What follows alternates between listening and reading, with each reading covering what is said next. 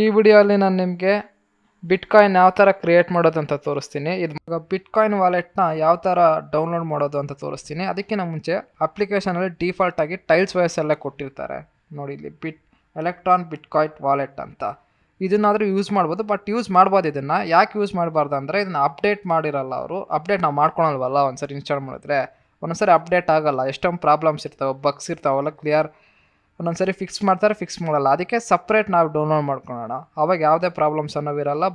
ಏನಕ್ಕಂದರೆ ಇದು ಬಿಟ್ಕಾಯಿನ್ ವಾಲೆಟ್ನಲ್ಲಿ ಒಂದು ಬಿಟ್ಕಾಯಿನ್ ಹೋದರೆ ವಾಪಸ್ ತೊಗೊಳಕ್ಕೆ ಬರೋಕ್ಕಾಗಲ್ಲ. ಏನಕ್ಕಂದರೆ ಇದು ಎನಾನಮಸ್ ಆಗಿ ಟ್ರಾನ್ಸ್ಫರ್ ಆಗ್ತಾ ಇರುತ್ತೆ.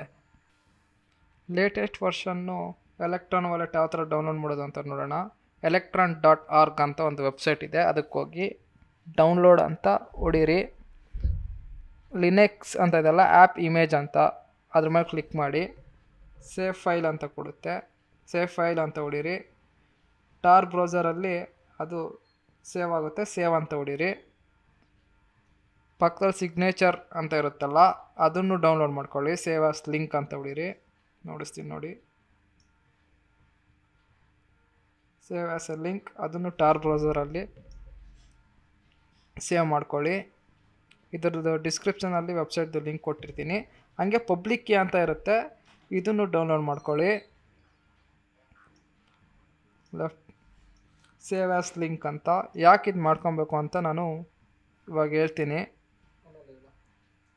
ಮಧ್ಯದಲ್ಲಿ ಹ್ಯಾಕರ್ಸ್ ಅನ್ನೋರು ಟ್ಯಾಂಪರ್ ಮಾಡಿಬಿಟ್ಟು ಆ ಸರ್ವರ್ಗೆ ಅಪ್ಲೋಡ್ ಮಾಡಿರ್ತಾರೆ.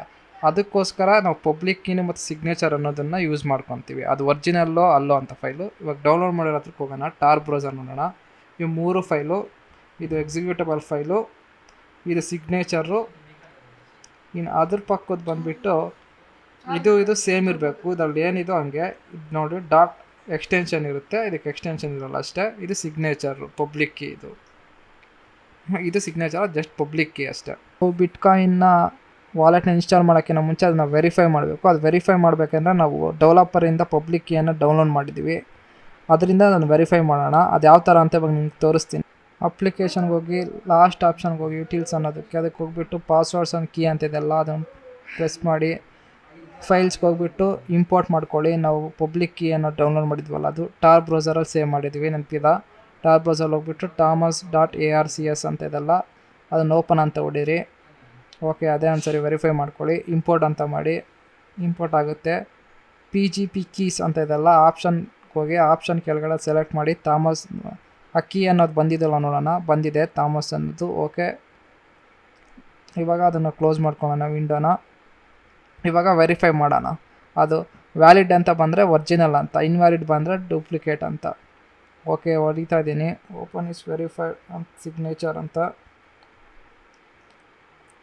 ಅದನ್ನು ಇದು ವೆರಿಫೈಡ್ ಅಂತ ಬಂದರೆ ಇದನ್ನು ಎಕ್ಸಿಕ್ಯೂಟ್ ಮಾಡ್ಬೋದು. ಇಲ್ಲ ಅಂದರೆ ಅದು ಮಾಲ್ವೇರ್ ಇನ್ಫೆಕ್ಟೆಡ್ ಅಂತ ಅರ್ಥ ಮಾಡ್ಕೋಬೇಕು.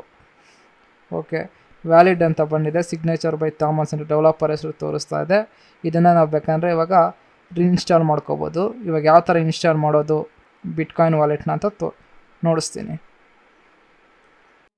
ಇದನ್ನು ರನ್ ಮಾಡೋಕ್ಕಿಂತ ಮುಂಚೆ ನಾವು ಫಸ್ಟು ಕಾಪಿ ಮಾಡ್ಕೊಂಡ್ಬಿಟ್ಟು ಪರ್ಸಿಸ್ಟೆಂಟ್ ಸ್ಟೋರೇಜ್ ಒಳಗಡೆ ಪೇಸ್ಟ್ ಮಾಡೋಣ. ಏನಕ್ಕಪ್ಪ ಅಂದರೆ ನನಗೆ ಮಾಡಿದ್ದು ಪರ್ಸಿಸ್ಟೆಂಟ್ ಸ್ಟೋರೇಜಲ್ಲಿದ್ದರೆ ಅದು ಮಾತ್ರ ಸೇವ್ ಆಗಿರುತ್ತೆ. ಒಂದು ಸರಿ ನೀವೇನ ನಿಮ್ಮ ಟೈಲ್ಸ್ ಅನ್ನೋದು ಶಟ್ ಡೌನ್ ಮಾಡಿದ್ರೆ ಪರ್ಸಿಸ್ಟೆಂಟ್ ಸ್ಟೋರೇಜಲ್ಲಿರೋದು ಬಿಟ್ಟು ಇನ್ನೇನೇನು ಹೊರಗಡೆ ಇರುತ್ತೋ ಅದೆಲ್ಲ ಡಿಲೀಟ್ ಆಗೋಗ್ಬಿಡುತ್ತೆ. ಆಗಲೆಲ್ಲ ನೀವು ಇನ್ಸ್ಟಾಲ್ ಮಾಡ್ಕೋಬೇಕು. ಪರ್ಸಿಸ್ಟೆಂಟ್ ಸ್ಟೋರೇಜ್ ಬಗ್ಗೆ ನಿಮಗೆ ಗೊತ್ತಿಲ್ಲ ಅಂದರೆ ನಾನು ವಿಡಿಯೋ ಮಾಡಿದ್ದೀನಿ, ಸೆಕೆಂಡ್ ವಿಡಿಯೋನ ಥರ್ಡ್ ವಿಡಿಯೋನ ನೋಡಿ ನಿಮ್ಗೆ ಅರ್ಥ ಆಗುತ್ತೆ ಪರ್ಸಿಸ್ಟೆಂಟ್ ಸ್ಟೋರೇಜ್ ಅಂದರೆ ಏನಂತ.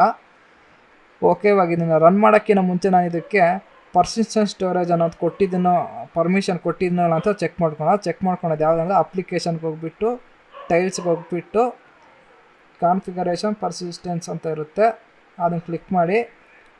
ಇಲ್ಲಿರುತ್ತೆ ನೋಡಿ, ಆನ್ ಅಂತ ಯಾವುದೋ ಇದಕ್ಕೋ ಅದಕ್ಕೆಲ್ಲದಕ್ಕೂ ಪರ್ಮಿಷನ್ ಇದೆ ಅಂತ, ಯಾವುದು ಕಾಫಿ ಇದೆ ಅದಕ್ಕೆ ಪರ್ಮಿಷನ್ ಇಲ್ಲ ಅಂತ. ಬಿಟ್ಕಾಯಿನ್ ಕ್ಲೈಂಟ್ಗೆ ನಾನು ಪರ್ಮಿಷನ್ ಕೊಟ್ಟಿದ್ದೀನಿ, ಆನ್ ಅಂತ ಇದೆ ನೋಡಿ. ನೀವು ಪರ್ಸಿಸ್ಟೆಂಟ್ ಸ್ಟೋರೇಜ್ ಬಗ್ಗೆ ಗೊತ್ತಿಲ್ಲ ಅಂದರೆ ಬ್ಯಾಕಲ್ಲಿ ವಿಡಿಯೋ ಹೋಗ್ಬಿಟ್ಟು ನೋಡ್ಕೊಬರ್ರಿ. ಎಲ್ಲ ನೋಡಿ, ನಾವು ಎಷ್ಟೊಂದು ಜನ ನೋಡೋ ಇಲ್ಲ, ಮಧ್ಯದಲ್ಲಿ ನೋಡ್ತೀರೋ ನಿಮ್ಗೆ ಅರ್ಥ ಆಗೋಲ್ಲ. ನಾನು ಅದಕ್ಕೊಂದು ಸಪ್ರೇಟ್ ಒಂದು ಪ್ಲೇ ಲಿಸ್ಟ್ ಥರ ಮಾಡಿದ್ದೀನಿ, ಡಾರ್ಕ್ ವೆಬ್ ಸೀರೀಸ್ ಅಂತ, ಅದರಲ್ಲಿ ಇರ್ತವೆ ನೋಡಿರಿ 1 by 1. ಓಕೆ, ಇವಾಗ ಇನ್ನು ರನ್ ಮಾಡೋಣ. ರನ್ ಮಾಡೋಕ್ಕಿಂತ ಮುಂಚೆ ನಾವು ಇದಕ್ಕೆ ಪರ್ಮಿಷನ್ ಕೊಡಬೇಕು. ವಿಂಡೋಸ್ ಥರ ನೆಕ್ಸ್ಟ್ ಅಂತ ಇರೋಲ್ಲ. ಇದಕ್ಕೆ ರೈಟ್ ಕ್ಲಿಕ್ ಮಾಡಿ, ರೈಟ್ ಕ್ಲಿಕ್ ಹೋಗ್ಬಿಟ್ಟು ಪ್ರಾಪರ್ಟೀಸ್ಗೆ ಹೋಗ್ಬಿಟ್ಟು ಪರ್ಮಿಷನ್ಸ್ ಅದೆಲ್ಲ ಕೆಳಗಡೆ ಹೋಗ್ಬಿಟ್ಟು ಎಕ್ಸಿಕ್ಯೂಷನ್ ಅಂತ ಇದೆಲ್ಲ ಅಲೋ ಅಂತ ಕೊಡಿ. ಅದಕ್ಕೆ ಕೊಟ್ಬಿಟ್ಟು ಇವಾಗ ಕ್ಲೋಸ್ ಮಾಡೋಣ. ಕ್ಲೋಸ್ ಮಾಡಿಬಿಟ್ಟು ಇವಾಗ ರನ್ ಮಾಡೋಣ. ರೈಟ್ ಕ್ಲಿಕ್ ಕೊಡಿರಿ.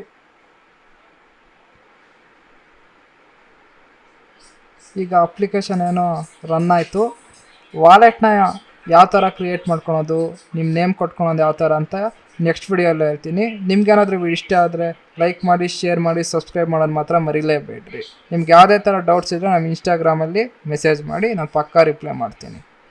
Keep watching Kannada tech ಟ್ಯೂಟ್ಸ್.